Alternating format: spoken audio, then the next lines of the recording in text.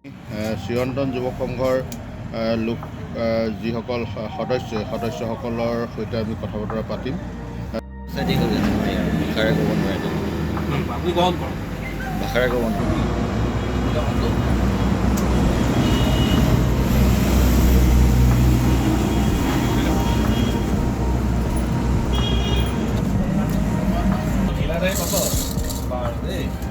আমাৰ আজি আমি চিৰন্তন যুৱ সংঘৰ ফালৰ পৰা আপোনাক ভোগালী বিহুৰ হিচাপত আমি যিহেতু আমি একেলগে আমি ভাত খাই আমি আনন্দ উৎসৱ কৰিছোঁ। আপোনালোকৰ আমি বোকাহাটৰ এটা পৰিয়াল হিচাপে আমি গণ্য কৰিছোঁ। আমি একেলগে আমি আজি উৎসৱটো আমি ভোজভাতটো একেলগে খাওঁ, হয় নাই? সেইকাৰণে ওচৰলৈ আহিলোঁ। কৃষ্ণ ধুনীয়াকৈ আমাক কিবা এটা কৰিব আমাৰ ল'ৰাখিনিক। ভাতটো খাই লওক। ভাত খালে? ভাত নাই খোৱা? এইফালে আহক, ইয়াত ভাত খাব আহক। ইয়াত ভাত খাব আহক।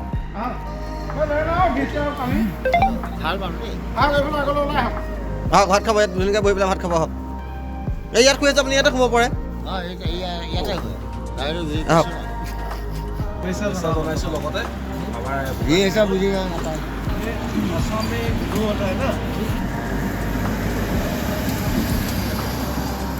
সকলোৱে উৰুকা উদযাপন কৰিছে আৰু এওঁলোককো উৰুকাৰ যি আমেজ দিয়াৰ প্ৰয়াস কৰিছে।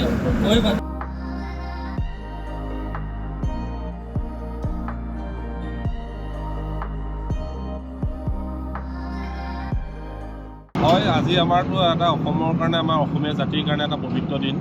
আৰু পোনপ্ৰথমতেই মই সমূহ বোকাখাটবাসী ৰাইজ তথা সমূহ অসমবাসী ৰাইজক আমাৰ ভোগালী বিহুৰ শুভেচ্ছা জ্ঞাপন কৰিছোঁ আমাৰ চিৰন্তন যুৱ সংঘৰ তৰফৰ পৰা।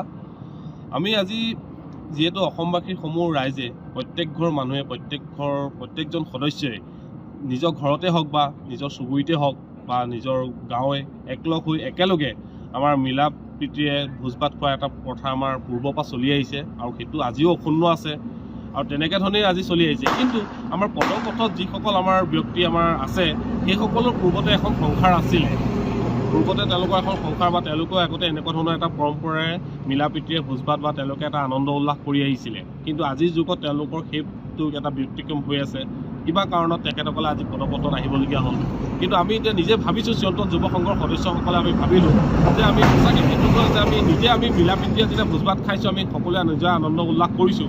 কিন্তু আনন্দ উল্লাস কৰাটো আমি জানো হেৰি হ'ব, আমাৰ বোকাখাটত যিহেতু তেখেতসকলো আমাৰ বোকাখাটত আজি আছেহি, তেখেতসকলো আমাৰ বোকাখাটত এতিয়া বৰ্তমান সদস্য হৈ গৈছে।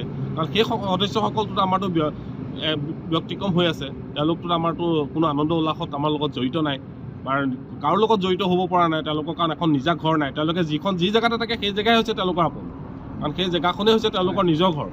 এতিয়া বোকাখাটত আছেহি, এতিয়া বোকাখাটতে আমাৰ নিজৰ ঘৰ। তেওঁলোকে এতিয়া আমাৰ বোকাখাটত আমাৰ যিটো সংঘটো আমাৰ বোকাখাটৰ, আমি সংঘৰ ফালৰ পৰা আমি ক্ষুদ্ৰ প্ৰচেষ্টা কৰিছোঁ যাতে আজি ভোগালী বিহুৰ দিনাখন আমি সকলোৱে একেলগে আমি যেনেকৈ আনন্দ উল্লাস কৰিছোঁ, তেওঁলোকো আমাৰ লগতে সমভাগী হওকচোন এই আনন্দ উল্লাসৰ। তেওঁলোকো অকণ আমাৰ লগতে থাকক, আমি তেওঁলোকৰ লগতে আমি আনন্দ উল্লাস কৰি পেলাই আমি এই ভোগালী বিহুটো উদযাপন কৰিবলৈ ওলাইছোঁ। সেইটোৱে আমাৰ পদক্ষেপ আছিলে আজি। আৰু তেনেকৈ ধৰণে আমি বিভিন্ন ধৰণৰ পদক্ষেপ আমি আগতো আমি পূৰ্বতো গ্ৰহণ কৰিছোঁ। এই লকডাউনৰ সময়তো আমি তেনেকুৱা ধৰণৰ আমি পদক্ষেপ আমি গ্ৰহণ কৰিছিলোঁ। আমি বা তেনেকুৱা ধৰণৰ চিৰন্তন যুৱ সংঘ যিহেতু 1986 চনত জন্মগ্ৰহণ কৰিছিলে, সেই 1986 চনত জন্মগ্ৰহণ কৰাৰ পৰা তেতিয়া এটা সাংস্কৃতিক অনুষ্ঠান হিচাপে আমি জন্মগ্ৰহণ কৰিছিলোঁ। কিন্তু পাছলৈ এতিয়া এটা সামাজিক অনুষ্ঠানলৈ এটা পৰিৱৰ্তিত হ'ল।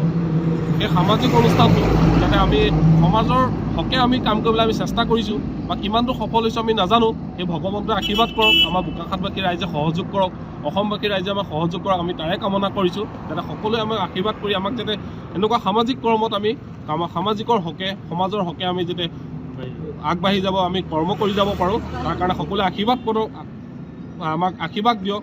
আমি আশীৰ্বাদ দি পেলাই আমাক যাতে আগুৱাই লৈ যাবলৈ, আমাক কৰ্ম কৰি যাবলৈ আমাক হেৰি কৰক। ধন্যবাদ।